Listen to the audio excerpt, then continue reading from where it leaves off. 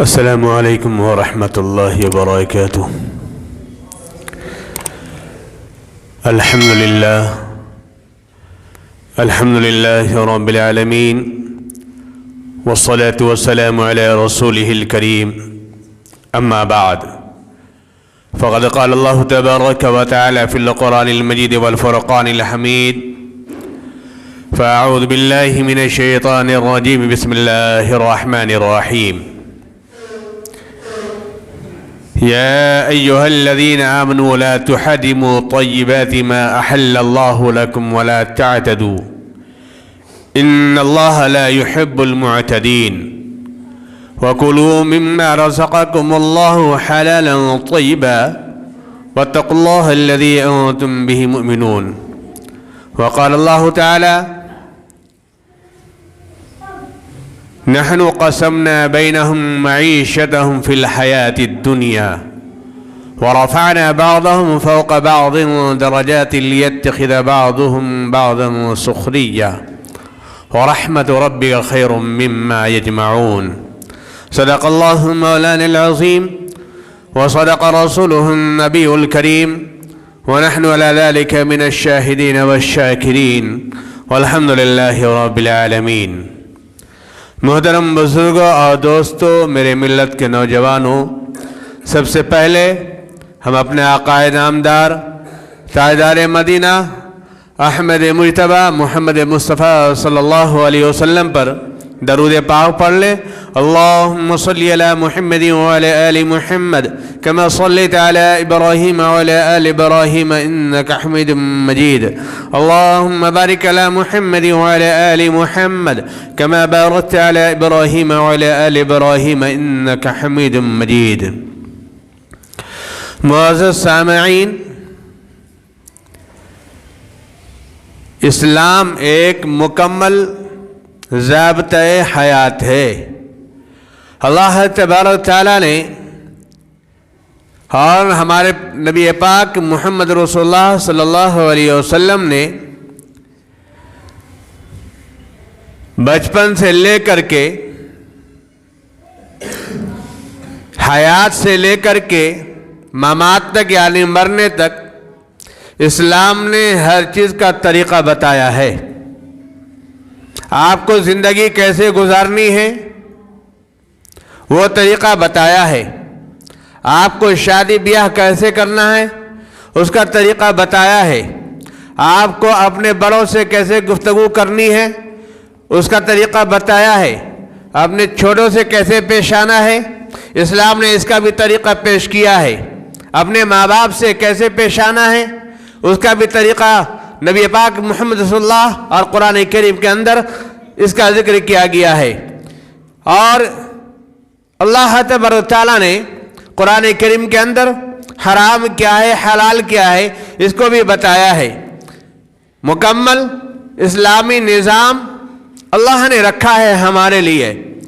اسی طریقے سے اللہ تبارک تعالیٰ نے تمام دنیا کے اندر ہمیں، اللہ تبارک تعالیٰ نے تمام امتوں سے نکالا ہے۔ جب تمام امتوں میں سے نکالا ہے تو اللہ تبارک تعالیٰ نے ہمارے لیے تمام طریقے اللہ کی طرف سے رائج ہیں، اور ہمارے طریقے جو اپنی طرف سے بنائے ہوئے ہیں وہ ہمارے بنائے ہوئے ہیں، لیکن اللہ تبارک تعالیٰ نے اسلام کے اندر ضابطۂ حیات بنایا ہے کہ آپ کو کیا کھانا ہے اور کیا نہیں کھانا ہے، آپ کو کمانا کیا ہے اور کیا نہیں کمانا ہے، حرام کیا ہے، حلال کیا ہے، وہ تمام چیزیں اللہ اس کے رسول صلی اللہ علیہ وسلم نے ہمیں بتایا ہے۔ دوسری قوموں میں دیکھیے، دوسرے مذاہب میں دیکھیے، ان کے ہاں کوئی طریقہ جو انہوں نے اپنا رکھے ہیں وہ اللہ اس کے رسول صلی اللہ علیہ وسلم کا بتایا ہوا طریقہ نہیں ہے۔ لیکن ہمیں اللہ تبارک تعالیٰ نے ہمیں کمانا کیسے ہے، حلال کیسے کمانا ہے، اس کا طریقہ بھی اللہ تعالیٰ نے بتایا ہے، اس کے لیے ضابطہ بنایا ہے۔ محمد رسول اللہ صلی اللہ علیہ وسلم نے بھی اس کا ضابطہ بتایا ہے، اور خود نبی پاک محمد رسول اللہ صلی اللہ علیہ وسلم نے تجارت کر کے دکھایا ہے کہ تجارت تم کو کیسے کرنی ہے۔ تجارت کے اندر دھوکہ بازی نہیں ہونی چاہیے، اس کے اندر امانت میں خیانت نہیں ہونی چاہیے، انسان کو اچھا گھٹیا مال دے کر کے اچھا مال نہیں بتلانا چاہیے. یہ تمام چیزیں اللہ تبارک تعالیٰ نے اور ہمارے نبی پاک محمد رسول اللہ صلی اللہ علیہ وسلم نے بتایا ہے. اس طریقے کو اپنانا ہوگا. اس لیے اللہ تبارک تعالیٰ نے یہ بتایا یا ایھا الذین آمنوا لا تحرموا طیبات ما احل اللہ لکم ولا تعتدوا ان اللہ لا يحب المعتدین.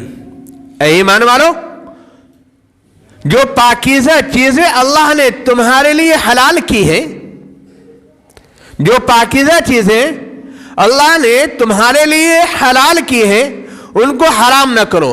یا ایھا الذین آمنوا لا تحرموا طیبات ما احل اللہ لکم. اللہ نے جو پاکیزہ چیزیں تمہارے لیے حلال کی ہیں ان کو حرام نہ کرو. ولا تعتدوا، اور حد سے تجاوز نہ کرو. یعنی پاکیزہ چیزیں ہی کھاؤ، حرام چیزیں تمہارے منہ کے اندر نہیں جانا چاہیے، تمہارے لیے وہ غذا نہیں بننی چاہیے، بلکہ تم کو حلال کھانا ہے. اور حلال کھانے کا طریقہ کیا ہوگا؟ جب ہماری کمائی صحیح ہوگی، ہمارا رزق صحیح ہوگا، ہمارا ذریعہ معاش صحیح ہوگا. نبی پاک محمد رسول اللہ صلی اللہ علیہ وسلم نے بتایا کہ اگر تم تاجر ہو اور تجارت کر رہے ہو تو تجارت کے اندر یاد رکھو دھوکہ نہیں دینا ہے، گھٹیا مال کو اچھا مال بیچ کر فروخت نہیں کرنا ہے، جھوٹ نہیں بولنا ہے تجارت کے اندر. آج ہمارا حال کیا ہے؟ بعض بھائی تو ہمارے یہاں تک بول دیتے ہیں کہ اگر جھوٹ نہیں بولیں گے تو تجارت نہیں کر پائیں گے. بالکل غلط ہے، بالکل غلط ہے. آپ جب سچ بولیں گے تو لوگوں میں یہ مشہور ہو جائے کہ یہاں سچ کے ساتھ تجارت کی جاتی ہے. جب آپ جھوٹ بولیں گے تو جھوٹ بولنے کی وجہ سے جو آپ نے 10 روپیہ بھی کما لیا، 5 روپیہ بھی کما لیا، 1 روپیہ ہی کما لیا یا 1 پیسہ بھی کما لیا جھوٹ بول کر کے، تو وہ تمام کا تمام جو آپ کے پاس رزق آنے والا ہے، مال آنے والا ہے، وہ تمام کا تمام حرام مال میں شمار ہو جائے گا. کیوں؟ حرام اور حلال مل گیا. مان لیا جائے ایک مال ہم نے خریدا 50 روپے کا اور اس کو ہم کو بیچنا ہے، مان لیا 60 روپے 70 روپے کا بیچنا ہے، لیکن ہمارے پاس کسٹمر آیا، گاہک آیا اور اس کو ہم نے کہا کہ جناب یہ تو 60 روپے کا ہم نے خریدا ہی ہے، جبکہ ہماری خریداری 50 روپے کی ہے اور ہم اس کو بول رہے ہیں کہ یہ ہم نے 60 روپے کا خریدا ہے. یہ جھوٹ بول کر جو آپ 10 روپے کما رہے ہیں، یہ آپ کے پورے کمائی کو حرام بنا دے گا. کہاں سے آپ تمیز کر پائیں گے؟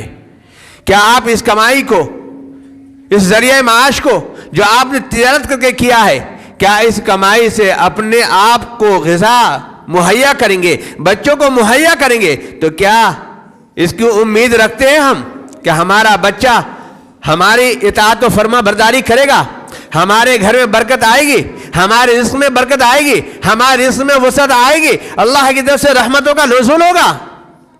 نہیں میرے بھائیوں، نہیں آئے گا. ہماری کمائی برکت نہیں ہوگی. اللہ نے منع فرمایا ہے. یہی حرام ہے جو ہم حلال بنا کے کھانے کی کوشش کر رہے ہیں. تجارت بالکل سچائی کے ساتھ کیجئے، پاکیزگی کے ساتھ کیجئے. نبی پاک محمد رسول اللہ صلی اللہ علیہ وسلم نے ارشاد فرمایا کہ اللہ پاک ہے. اللہ کیا ہے؟ اللہ، بولو میرے بھائیوں نوجوانوں، بولو، کہیں بولا بھی کرو. اللہ کیا ہے؟ پاک ہے. اور اللہ پاک چیز پسند کرتا ہے. جی، اللہ پاک ہے اور اللہ پاک چیز پسند کرتا ہے. ہم بندے اس کے ہیں. اللہ نے جو پاکیزگی عطا فرمائی تھی، اس پاکیزگی کو چھوڑ کر کے ہم ایسے کام کر رہے ہیں جس کی وجہ سے ہمارے اندر کی پاکیزگی ختم ہو رہی ہے، جس کی وجہ سے ہمارے اندر اللہ اس کے رسول صلی اللہ علیہ وسلم کا خوف ختم ہوتا جا رہا ہے. اگر ہمارے اندر پاکیزگی آئے گی، رزق حلال ہمارے اندر جائے گا، تو یقین جانیے ہمارے بچے بھی اطاعت و فرما بردار بنیں گے اور ہمارے گھر میں بھی برکت آئے گی. نبی صلی اللہ علیہ وسلم نے فرمایا کہ کیا کرو؟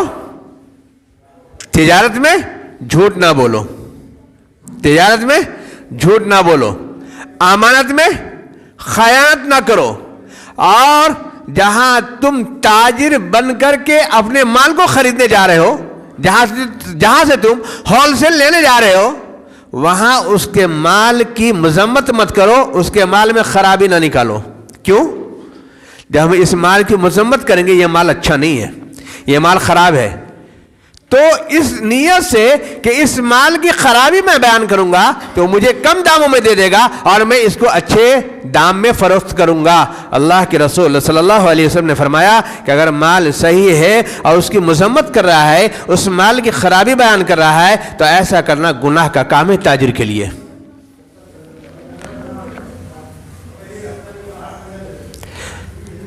چوتھی چیز ارشاد فرمائی، اپنے مال کی زیادہ تعریف نہ کرے۔ مال ہے 100 روپے والا اور اس کی تعریف کرے 300 400 500 روپے والا، نبی صلی اللہ علیہ وسلم نے منع فرمایا کہ اس کی وجہ سے تمہارا کسٹمر، تمہارا گاہک دھوکے میں آ جائے گا، یہ دھوکہ دینا ہوگا۔ نبی صلی اللہ علیہ وسلم نے فرمایا مسلمان کی شان نہیں ہے کہ وہ کسی کو دھوکہ دے۔ آج ہم تجارت میں دھوکہ دے رہے ہیں، آپ ہو یا میں ہوں، کوئی بھی ہوں، دھوکہ دے رہے ہیں۔ آج تجارت ہمارے ہاتھوں سے کیوں نکلتی جا رہی ہے؟ ارے سائنسداں آپ تھے، سب کچھ تو آپ تھے، تعلیم آپ کے پاس تھی، ہر چیز میں آپ آگے تھے، تجارت میں آپ آگے تھے، لیکن آج تجارت بھی ہمارے ہاتھوں سے نکلتی جا رہی ہے، ساری چیزیں نکل گئیں، تجارت بھی نکلتی جا رہی ہے۔ اس کی کیا وجہ ہے؟ اس کی وجہ یہ ہے کہ ہمارے پاس کوئی کسٹمر گاہک آتا ہے تو ہم اس سے اچھی طرح بات بھی نہیں کرتے، جبکہ نبی صلی اللہ علیہ وسلم نے فرمایا کہ جب کوئی تمہارے یہاں گاہک آئے تو اس کو صحیح بات بتلاؤ، مال کی حقیقت بتلاؤ۔ اگر اس مال کے اندر کوئی خرابی ہے، اس خرابی کو بھی سامنے رکھو کہ اس مال کے اندر یہ کمی ہے۔ بھائی باہر کون ہنگامہ کر رہے ہیں؟ ان کو بولیے باہر ہنگامہ نہیں کرنے کے لیے۔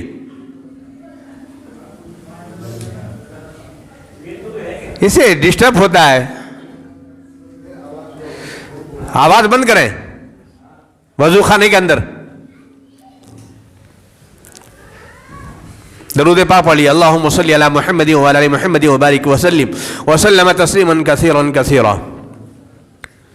تو میرے محترم بزرگ دوستو، مال کے اندر جو کمی ہے اس کمی کو نہیں بتایا اور اس کمی کو چھپایا، اور اس مال کی تعریف اتنی کی کہ جو مال ہمارا 150 روپے کا بکنے کا تھا وہ ہم نے 300 روپے میں بیچا۔ یہ کیا کیا ہم نے؟ دھوکہ کیا۔ نبی صلی اللہ علیہ وسلم نے منع فرمایا دھوکہ مت دو، دھوکہ مت دو، اور اپنے گاہک کے ساتھ خوش دلی کے ساتھ پیش آؤ، خندہ پیشانی کے ساتھ پیش آؤ، ان کے ساتھ نرمی کے ساتھ پیش آؤ، تاکہ تمہارے یہاں جب گاہک آئے، کسٹمر آئے، تو وہ تمہارے مال کو لینا بھی پسند کرے، تم سے گفتگو کرنا بھی پسند کرے۔ ہمارے ہاں کیا ہو چکا ہے؟ ہمارے ہاں اگر کوئی کسٹمر 2-3 مال کھلوا لیا اور 2-3 مال دیکھ لیا اس نے نہیں لیا تو ہمارے ناک بھون چڑھ جاتی ہے، یہاں تک کہ ہمارا مسلمان بھائی الٹی سیدھے باتیں بھی بول دیتا ہے۔ میں اپنی بات بتا رہا ہوں، یہی ہے، اسی علاقے کی بات بول رہا ہوں، یہ پورا علاقے کی بات کر رہا ہوں۔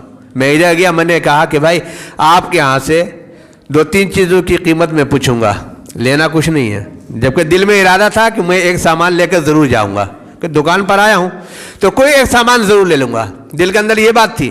لیکن میں نے قصداً کہا کہ آپ کے ہاں مجھے کچھ لینا نہیں ہے، 3-4 چیزوں کی قیمت دریافت کرنی ہے۔ 2 چیز کی قیمت دریافت کی، تیسرے میں ناراض ہو گیا بندہ، ہمارا مسلمان بھائی تیسرے میں ناراض ہو گیا، بولا کہ آپ صرف قیمت پوچھ رہے ہیں۔ میں نے کہا بھائی آپ کو تو میں نے پہلے ہی کہہ دیا ہے کہ میں صرف قیمت دریافت کروں گا، بہرحال آپ ناراض نہ ہو، فلاں سامان آپ مجھے دے دیں، جس کو میں نے نہیں دیکھا تھا وہ سامان اس سے نکلوایا، یہ سامان مجھے دے دیں۔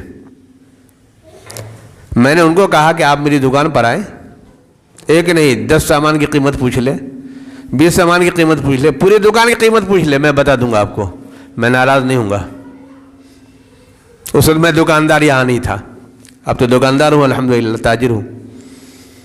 آج ہمارے ہاتھوں سے اسی وجہ سے کاروبار نکلتا جا رہا ہے، ہمیں ناراض نہیں ہونا, ہمیں خندہ پیشانی سے پیش آنا ہے. نبی صلی اللہ علیہ وسلم کا فرمان ہے, طریقہ ہے نبی صلی اللہ علیہ وسلم کا کہ آپ اپنے کسٹمر سے خندہ پیشانی سے پیش آتے تھے. جب نبی صلی اللہ علیہ وسلم کو نبی نہیں بنایا گیا تو آپ صلی اللہ علیہ وسلم نے تجارت کے لیے شام کا سفر کیا, یمن کا سفر کیا, بصرہ کا سفر کیا, اور آپ صلی اللہ علیہ وسلم نے اچھے مال کو اچھے جگہ رکھا, گھٹیا مال کو گھٹیا جگہ پر رکھا. یہاں مطلب سب مال کو الگ الگ کیا, اچھے مال کو الگ, گھٹیا مال کو الگ, بیچ والے مال کو الگ, سب کو الگ الگ فروخت کیا. لیکن آج ہمارا طریقہ کیا ہے؟ آج ہمارا طریقہ کیا ہے؟ اچھے گیہوں میں گھٹیا گیہوں, اچھے چاول میں گھٹیا چاول ملا کر کے فروخت کر رہے ہیں. اور ریٹ کیا لے رہے ہیں؟ اچھے مال کا لے رہے ہیں. کہ یہ جو آپ کما رہے ہیں, کیا آپ کا کمانا حلال ہے؟ یہ حلال ہے؟ حلال نہیں ہے, یہ حرام ہو گیا. جب یہ حرام ہمارے اندر جائے گا, ہمارے بچوں کے اندر جائے گا, تو کیا اللہ کی عبادت ہمارے لیے ہو سکتی ہے؟ کیا اللہ کے لیے ہمارا دل روئے گا؟ اللہ کی طرف ہمارا دل کھینچے گا؟ کیا ہمارے بچے اطاعت و فرما برداری کریں گے؟ کیا ہماری بیوی اطاعت و فرما بردار بنے گی؟ کیا ہمارے گھر کے اندر اللہ کی رحمت و برکتوں کا نزول ہوگا؟ نہیں ہوگا میرے بھائیوں. اس لیے اپنی تجارت کو بالکل انوکھے انداز سے ایک دم حلال کیجئے, جھوٹ کی آمیزش نہ ہو, دھوکہ نہ ہو کاروبار کے اندر.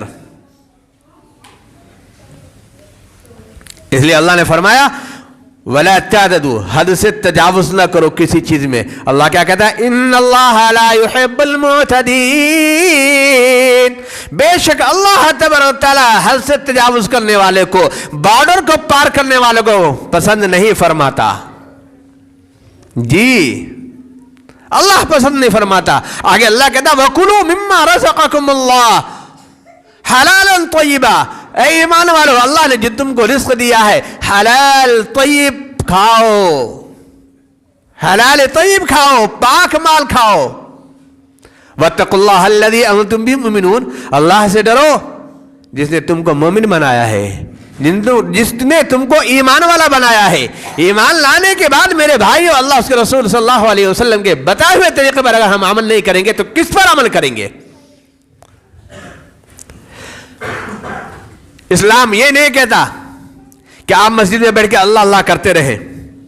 اسلام تو یہ کہتا ہے فَإِذَا قُضِيَتِ الصَّلَاةُ فَانْتَشِرُوا فِي الْأَرْضِ وَابْتَغُوا مِن فَضْلِ اللَّهِ وَاذْكُرُوا اللَّهَ كَثِيرًا لَعَلَّكُمْ تُفْلِحُونَ. اے لوگوں, جب نماز پڑھی جا چکے, نماز سے فارغ ہو جاؤ تو کیا کرو؟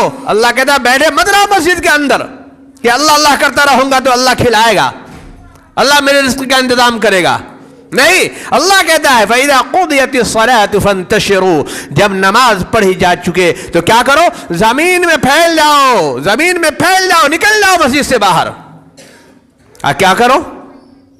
وَابْتَغُوا مِن فَضْلِ اللَّهِ, اللہ کا فضل تلاش کرو, اللہ کا رزق تلاش کرو, رزق حلال تلاش کرو. یاد رکھیے, اگر آپ کی نیت حرام رزق کی ہے تو اللہ تعالیٰ حرام رزق عطا فرمائے گا.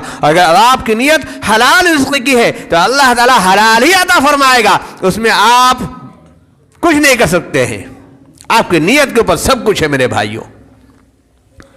اللہ کہتا ہے وَكُلُوا مِمَّا رَزَقَكُمُ اللَّهُ حَلَالًا طَيِّبًا وَاتَّقُوا اللَّهَ الَّذِي أَنْتُمْ بِهِ مُؤْمِنُونَ فَانْتَشِرُوا فِي الْأَرْضِ, زمین میں پھیل جاؤ. وَابْتَغُوا مِن فَضْلِ اللَّهِ, اللہ کا رزق تلاش کرو, مزدوری کرو, تجارت کرو, کاروبار کرو, جو کرنا ہے کرو, لیکن حلال کرو میرے بھائیو. وَاذْكُرُوا اللَّهَ كَثِيرًا, اور اللہ کو خوب یاد کرتے رہو. کاروبار میں لگے ہوئے ہو, سبحان اللہ کرتے رہو. کاروبار میں لگے ہوئے ہو, الحمدللہ کرتے رہو. اور کاروبار میں لگے ہو, اللہ اکبر پڑھتے رہو. کاروبار میں لگے ہو, دعائیں پڑھتے رہو, اللہ تعالیٰ برکت عطا فرمائے گا میرے بھائیوں. وَاذْكُرُوا اللَّهَ كَثِيرًا, اللہ کو خوب یاد کرو. کس لیے؟ کس لیے؟ اللہ خود کہتا ہے وَاذْكُرُوا اللَّهَ كَثِيرًا لَعَلَّكُمْ تُفْلِحُونَ, تاکہ تم کامیاب ہو جاؤ, ہر جگہ کامیاب ہو جاؤ, عبادت میں بھی کامیاب ہو جاؤ, تجارت میں بھی کامیاب ہو جاؤ, بچوں کے اندر بھی کامیاب ہو جاؤ, بڑوں کے اندر بھی کامیاب ہو جاؤ, ہر جگہ کامیاب ہو جاؤ. جب دنیا میں کامیاب ہو جاؤ گے تو اللہ تعالیٰ آخرت میں خود بخود کامیابی عطا فرما دے گا. ہماری یہاں جیسی ہوگی وہاں ویسی کٹے گی. اس لیے یہاں کی زندگی اچھی کیجئے. یہاں کی زندگی چند سالہ ہے اور وہاں کی زندگی ہمیشہ ہمیشہ رہنے والے میرے بھائیوں. حضرت امام مالک رحمۃ اللہ علیہ کے یہاں حضرت امام شافعی رحمۃ اللہ علیہ تشریف لائے، جبکہ امام مالک رحمۃ اللہ علیہ کون ہے؟ استاد ہیں۔ وہاں تشریف لائے امام شافعی رحمۃ اللہ علیہ۔ جب امام شافعی رحمۃ اللہ علیہ تو اپنے گھر میں جا کر کہا امام مالک رحمۃ اللہ علیہ نے کہ دیکھو ایک بہت متقی پرہیزگار اللہ والے آئے ہیں، محدث آئے ہیں، فقیہ آئے ہیں۔ بیٹیوں نے کہا کہ خوب اچھی طرح کھانا پکاؤ۔ بیٹیوں نے کہا کہ بہت بڑے محدث، بہت بڑے فقیہ، بہت بڑے اللہ والے آئے، تو انہوں نے کیا کیا؟ غور سے سنیے گا، جب گھر اچھا ہوتا ہے نا تو گھر کے بچے بھی اچھے ہوتے ہیں۔ یہ سب تربیت کے اوپر ہے، اپنے بچوں کی تربیت صحیح طریقے سے کریں۔ تو بیٹیوں نے کیا کیا؟ آپس میں مشورہ کیا جب اتنے اللہ والے ہیں تو آج کیا کیا جائے؟ کوئی بھی کھانا، کوئی بھی چیز بغیر وضو کے تیار نہیں کرنی ہے، بغیر وضو کے تیار نہیں کرنی ہے۔ چنانچہ انہوں نے کھانا تیار کیا وضو کے ساتھ، وضو کیا، سارے کھانے تیار کیے، اور امام شافعی رحمۃ اللہ علیہ اکیلے تھے۔ کھانا دیا 4-5 آدمیوں بنا کر کے مہمان خانے میں رکھ دیا گیا، پانی لوٹے میں بھر کے رکھ دیا گیا۔ تربیت یافتہ تھی۔ امام مالک رحمۃ اللہ علیہ کی بیٹیاں ہیں ماشاءاللہ، کیا کہنے ہیں، 4 امام ہیں، امام ابو حنیفہ رحمۃ اللہ علیہ، امام مالک رحمۃ اللہ علیہ، امام احمد بن حنبل رحمۃ اللہ علیہ، امام شافعی رحمۃ اللہ علیہ۔ امام کی بیٹی ہے۔ مہمان خانے میں ساری چیزیں رکھ دی گئی۔ رات میں کھانا کھایا امام شافعی رحمۃ اللہ علیہ نے، ایک آدمی کھانے یا 4 آدمی کھانا کھا گئے۔ جب صبح امام مالک رحمۃ اللہ علیہ کے ساتھ کہتے نماز پڑھنے گئے تو بیٹیوں نے کہا چلو اچھا موقع ہے، مہمان خانے کی صفائی کر دی جائے، رات میں جو پلیٹیں ہوں گی اس کو بھی اٹھا لیا جائے گا۔ جب گئی تو دیکھا کہ ایک آدمی نے 4 آدمی کھانا کھا لیا، اور جو پانی ہم نے دیا تھا تہجد کے وضو کے لیے وہ پانی وہیں کا وہیں رکھا ہوا ہے، لوٹا بھرا ہوا ہے۔ اور جہاں ابھی گئے ہیں فجر کی نماز پڑھنے کے لیے وہاں تو پانی کا انتظام بھی نہیں کیے، انہوں نے وضو بھی نہیں کیا۔ بہرحال صفائی کیا، مہمان خانے کے اوپر چلی گئی اپنے مکان میں۔ اس کے بعد امام مالک رحمۃ اللہ علیہ جب گھر تشریف لے گئے تو امام مالک رحمۃ اللہ علیہ کی بیٹیوں نے کہا کہ ابو جان ایک اعتراض، ایک اشکال ہے آپ کے اوپر۔ کیا ہے بیٹی؟ کہا آپ نے تو کہا بہت بڑے محدث، بہت بڑے فقیہ، بہت بڑے اللہ والے آئے ہیں، ان کے لیے کھانا تیار کرو، تو ہم نے کھانا تیار کیا، باوضو ہو کے کیا، لیکن وہ تو اکیلے آدمی 4 آدمیوں کھانا کھا گئے، اور جو لوٹا ہم نے تہجد کے وضو کے لیے بھر کے رکھا تھا وہ لوٹا جو کا تو بھرا ہوا رکھا ہوا ہے، اور انہیں فجر کی نماز کے لیے بھی وضو نہیں کیا اور وہ نماز پڑھنے چلے گئے۔ امام مالک رحمۃ اللہ نے کہا اچھا میں آتا ہوں پوچھ کر کے۔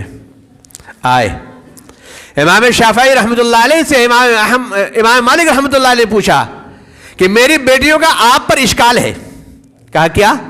کہا کہ میری بیٹی کہتی ہے کہ جو ہم نے کھانا بنایا تھا 4 آدمی کو کھانا دیا تھا اور حضرت نے 4 آدمی کو کھانا اکیلے کھا لیا، آج جو پانی ہم نے بھر کے رکھا تھا وہ پانی جو کا تو رکھا ہے، انہوں نے تہجد کی نماز بھی نہیں پڑھی۔ امام شافعی رحمۃ اللہ علیہ نے کہا کہ جب میں نے کھانا شروع کیا، اندازہ لگائیے، میں نے کھانا شروع کیا تو جب میں نے پہلا لقمہ کھایا تو میرے اندر نور اترنے لگا، میرے اندر علم اترنے لگا، اور میں کھاتا چلا گیا اور 4 آدمیوں کھانا کھا لیا، اور 4 آدمیوں کھانا کھاتے جب میں کھانا کھا کر کے لیٹا ہوں تو سوچا کہ اب میں تھوڑا آرام کر لوں، لیکن نیند نہیں آئی۔ وہ نورانیت جو کھانے کی گئی تو جب میں اس پر غور و فکر کرنے لگا تو میں نے 150 مسائل کا استنباط کیا۔ کتنے مسائل کا؟ 150 مسائل کا استنباط کیا۔ آج ہم تھوڑا زیادہ کھانا کھا لیتے ہیں تو ہمیں نیند آنے لگتی ہے، ڈکار آنے لگتی ہے، اور امام شافعی رحمۃ اللہ علیہ کہتے ہیں کہ یہ اتنا لذیذ کھانا تھا، اتنا مزیدار کھانا تھا کہ پہلا لقمہ جانا شروع ہوا اور میرے اندر نورانیت اترنی شروع ہو گئی، اور میرا دل بھی روشن ہو گیا، دماغ بھی روشن ہو گیا، اور میرا قلب بھی کھل گیا، جس کی وجہ سے میں نے 150 مسائل کا استنباط کیا ہے۔ اور اس کی وجہ سے نہ مجھے وضو کی ضرورت پیش آئی اور نہ میں نے فجر کے لیے وضو کیا، میں نے تہجد کی نماز بھی پڑھی ہے اور فجر کی نماز بھی اسی وضو سے پڑھی ہے جو عشاء کی وضو سے پڑھی تھی۔ جب ہمارا رزق حلال ہوگا میرے بھائیوں تو یاد رکھیے اس دل سے اللہ اللہ اٹھے گا اور زبان پہ جاری ہوگا، اور جب ہمارا رزق حرام ہوگا تو یاد رکھیے ہمارے بچے نافرمان ہوں گے، ہمارے بچے نافرمانی کریں گے، ہماری بیوی نافرمانی کرے گی، ہمارے بچے گھر کے اندر بدتمیزی کریں گے، ہم سے زبان لگائیں گے. لیکن جب ہمارا رزق حلال ہوگا تو یاد رکھیے رزق حلال میں اللہ نے یہ خوبی رکھی ہے کہ اللہ تعالیٰ بچوں کی بھی اچھا رکھتا ہے، بیوی کی بھی اچھا رکھتا ہے، اور گھر کے اندر لوگ بھی خوش رہتے ہیں، تمام افراد خوش رہا کرتے ہیں. آیا ہمارے یہاں رزق حلال کو حرام کیسے کیا جا رہا ہے؟ آج دیکھ لیجئے ہمارے مستریوں کو، جو مستری کام کرنے، جیسے بھی مستری ہوں، وہ راج مستری ہوں، لیبر ہوں، کوئی بھی ہو، الیکٹریشین ہو، جو بھی ہو، ان کو کام کرنا چاہیے تھا 10 اینٹ جوڑنے کا، 9 اینٹ جوڑی، 9 اینٹ جوڑی، اور انہیں 10 اینٹ جوڑنے کا پیسہ لیا. یاد رکھیں یہ بھی حرام ہے. چوریاں ہو رہی ہیں ایک سے ایک. آپ اگر کہیں کام کر رہے ہیں، مشین چلانے کی آپ کو ذمہ داری دی گئی ہے، اگر آپ نے اس میں 10 منٹ مان لیے تو 10 منٹ کی جو رقم آپ نے اپنے کہتے ہیں مالک کے لیے ہے، یاد رکھیے وہ 10 منٹ کی رقم ہمارے لیے حرام ہو جاتی ہے. جی ہم کہاں کھوئے ہوئے ہیں، پھر بھی ہم کہتے ہیں کہ ہمارے گھر میں برکت نہیں ہوتی. کہاں سے ہوگی؟ یہ الیکٹرک جو جلاتے ہیں اس میں چوریاں ہو رہی ہیں. اچھے لوگ چوری کر رہے ہیں، اچھے لوگ چوری کر رہے ہیں. یہ الیکٹرک سے جو ہم نے فائدہ اٹھایا چوری کر کے، کیا یہ حلال ہو گیا ہمارے لیے؟ چاہے وہ دکان کے لیے چوری کیجئے، گھر کے لیے چوری کیجئے، چوری ہے. یاد رکھیے ہمارا اس بجلی سے فائدہ اٹھانا اتنی دیر تک حرام ہے جتنا ہم نے چوری کر کے جلایا ہے. اس لیے ہم اپنے رزق کو، اپنے تجارت کو، اپنے کاروبار کو بالکل خالص کریں اور بالکل حلال کریں، تو انشاءاللہ اللہ تبارک تعالیٰ کی طرف سے ہمارے عمر میں بھی برکت ہوگی، ہمارے رزق میں بھی برکت ہوگی، ہمارے گھر میں بھی برکت ہوگی، اور ہمارے گھر کے اندر خوشحالی آئے گی. اس لیے میرے بھائیو اپنے رزق کو، اپنے تجارت کو حلال کیجئے، تو انشاءاللہ اللہ تبارک تعالیٰ کی طرف سے ہماری غیبی مدد بھی ہوگی. اللہ تبارک تعالیٰ ہم تمام لوگوں کو رزق حلال تلاش کرنے کی توفیق عطا فرمائے اور رزق حرام سے بچنے کی توفیق عطا فرمائے. وآخر دعوانا الحمدللہ رب العالمین. سنت پڑھ لے بھائی.